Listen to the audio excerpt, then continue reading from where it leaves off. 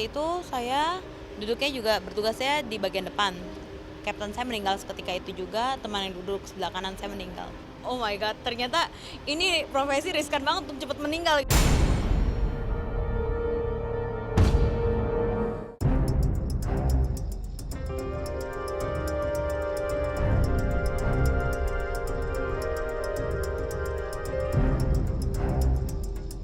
Tragedi kecelakaan Lion Air JT610 yang terjadi Senin 29 Oktober lalu masih menyisakan duka mendalam. Dari 189 korban yang diduga tewas, terkuaklah 4 kisah paling menyedihkan.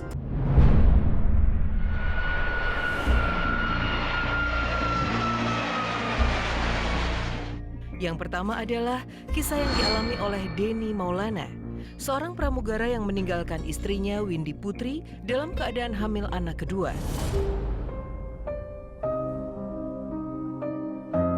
Di rumah duka, air mata Windy tak berhenti berderai. Terlebih ketika satu persatu sahabat datang menyampaikan bela sungkawa. Wanita berusia 25 tahun itu benar-benar tak menyangka bahwa Denny yang menikahinya 2,5 tahun silam bakal meninggalkannya dengan begitu cepat. Kalau ngomong sama saya sih nggak ada ngasih pesan apapun ya. Cuman memang seminggu terakhir sebelum dia berangkat tuh perasaan saya kayak pingin nangis, tapi saya nggak tahu nangis kenapa gitu kan. Terakhir saya komunikasi tuh dia lagi di jalan, dia bilang, "Mi, papi izin bobo ya, boleh kan?" kata dia gitu. Saya bilang, "Boleh Pi, ya udah sok aja, nanti kabarin lagi." Dan biasanya juga dia sampai bandara ngabarin saya gitu kan, sampai di pesawat juga dia ngabarin. Saya nggak juga sih, memang kebetulan saya kebangun kesiangan, baru bangun 6:30. Saya baru saya cek di flight radar udah pesawatnya nggak ada gitu. Saya chat juga checklistnya cuma satu, saya telepon udah nggak aktif.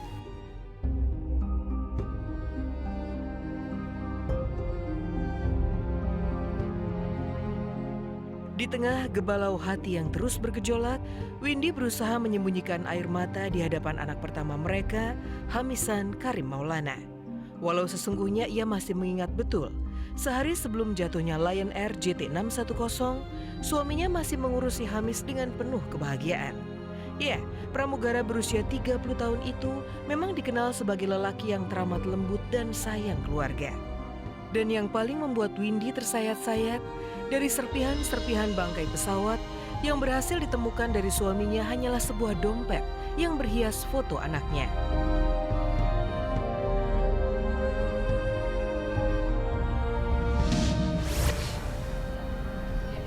Kalau bapaknya ada kan, sama bapaknya gitu kan. Terakhir juga kemarin bener-bener yang seharian full dipegang sama ayahnya. Kebetulan anak juga sakit sehari sebelum dia berangkat tuh, mendadak sakit bener-bener yang lemes gitu, nggak tahu kenapa. Akhirnya kata papinya tuh cuma bilang, sama aku aja nih, ya mandinya, ya apanya, kecuali makan gitu kita bareng-bareng gitu kan, karena agak susah buat nyobain makannya.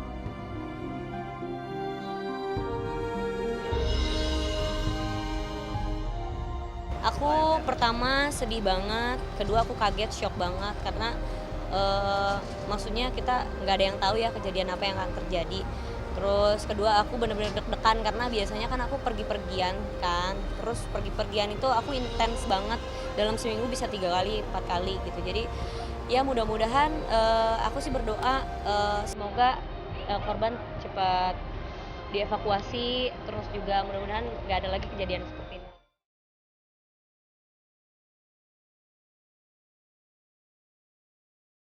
Kisah menyedihkan kedua datang dari keluarga pasangan selebritis Haikal Kamil dan Namira. Sepupu Namira, Tri Yuda Gautama alias Ibung, diketahui sebagai salah satu korban tragedi Lion Air JT610.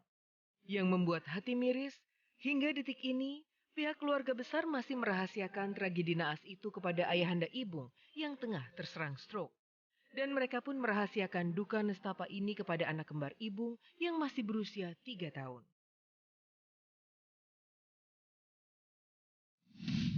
Karena aku juga mikir anaknya kan baru 3 tahun dan kembar pula gitu loh, jadi ya anaknya gimana kan nasibnya gitu, istrinya juga nggak kerja gitu kan. Jadi pas hari H aku ke sana aku cuman main sama anaknya aja. Karena aku pikir kayak aku punya anak gitu, mikirin gimana sih anaknya nunggu bapaknya pulang, tapi bapaknya ternyata nggak pulang gitu kan. Dia sempet nanya, Abi pulang kan, dia manggil ayahnya Abi gitu. Ibunya cuma nangis saja, Abi pulang kan, ibunya cuma nangis saja gitu.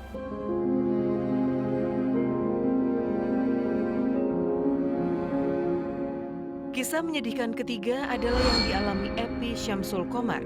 Lelaki 50 tahun itu dengan berurai air mata mencari jejak peninggalan anaknya, Muhammad Raffi Adrian, di antara puing-puing yang berhasil dikumpulkan oleh tim evakuasi.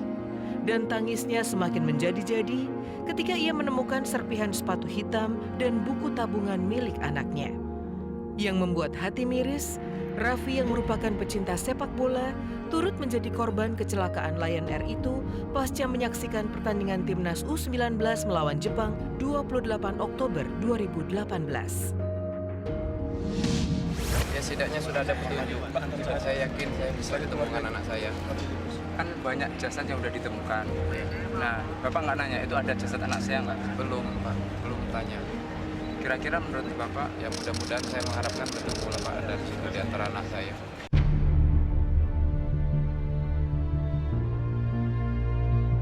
Dan kisah menyedihkan keempat adalah yang dialami oleh Laura Lazarus, mantan pramugari Lion Air yang mengalami 2 kali kecelakaan pesawat pada tahun 2004.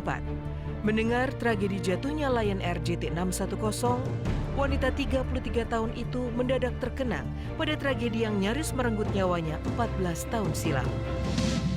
Saya 1,5 tahun, saya ngalamin kecelakaan 2 kali dengan pesawat yang sama. Dan yang paling parah kecelakaan yang kedua. Dengan kecelakaan itu waktu pas pesawatnya mau mendarat, dia keluar landasan, nabrak pagar dan berhenti di atas kuburan. Yang luka, muka saya ini, pipi saya terbacok. Ini sekarang di dalamnya metal. Ini tangan saya copot, pinggang saya patah, dan kaki saya patah.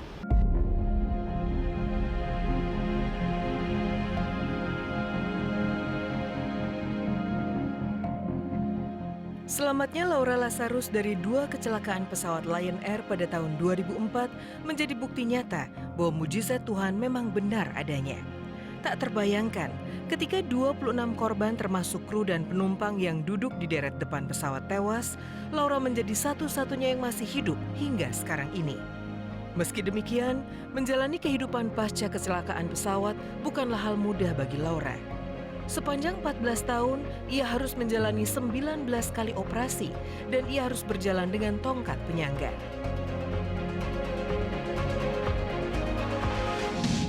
Yang meninggal pada waktu itu adalah orang-orang yang duduk di bagian depan. Jadi hari itu saya duduknya juga bertugasnya di bagian depan.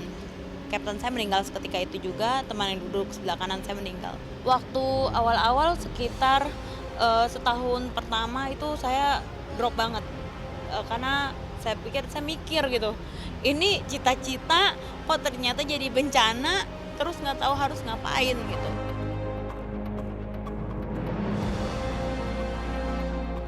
Yang mengejutkan, tatkala kami mengikuti langkahnya, Laura ternyata mampu menyetir mobil sendiri meski hanya dengan kaki kiri. Ya memang pakai kaki kiri agak awal-awal kagok, tapi ya itu dia learning by doing gitu. Jadi kalau kita memang mau berusaha ya pasti bisa lah, pasti ada jalan.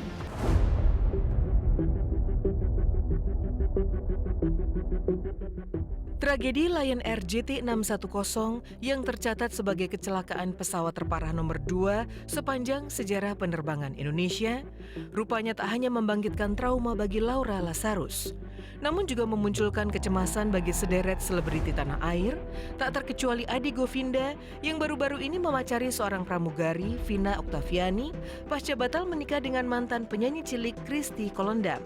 Benarkah setelah ditelusuri, wanita yang dalam waktu dekat akan dipinangnya itu pernah nyaris tewas dalam kecelakaan pesawat saat bertugas di luar negeri? Dia pernah sekali pendaratan darurat di Kolombo. Dia waktu itu, aku lupa sih mau kemana, tapi yang jelas itu engine-nya mati satu. Akhirnya sampai dia sudah pasrah katanya, udah pasrah sama hidupnya. Dengarnya juga merinding sampai akhirnya itu mendarat di Kolombo, baru akhirnya terbang lagi. Tapi itu benar-benar suasananya udah kalut banget katanya. Ya itu yang lebih bikin parno itu karena dia yang handphone nggak aktif 14 jam, pasti makin bawel, pasti makin nanya sih sebenarnya. Cuman sekarang yang maksudnya ya dia udah kayak nih ini jadwalku gini-gini, jadi aku juga bisa ngecek kan. Ini sebenarnya bisa menimpa siapa aja kalau Tuhan emang udah nyuruh kita untuk pergi sih. Cuma sempat keparnoannya adalah oke, berita ini ada lagi berarti akan terngiang-ngiang lagi setiap kita mau naik pesawat. Terus habis itu juga ketakutan itu pasti ada. Saya sebenarnya paling nggak takut kalau naik pesawat karena menurut saya pesawat itu sebenarnya transportasi paling aman karena lebih sedikit kan kecelakaannya, tapi ya itu tadi kecelakaan yang langsung melibatkan banyak orang yaitu pesawat. Tapi buat saya jangan membuat takut masyarakat untuk naik pesawat.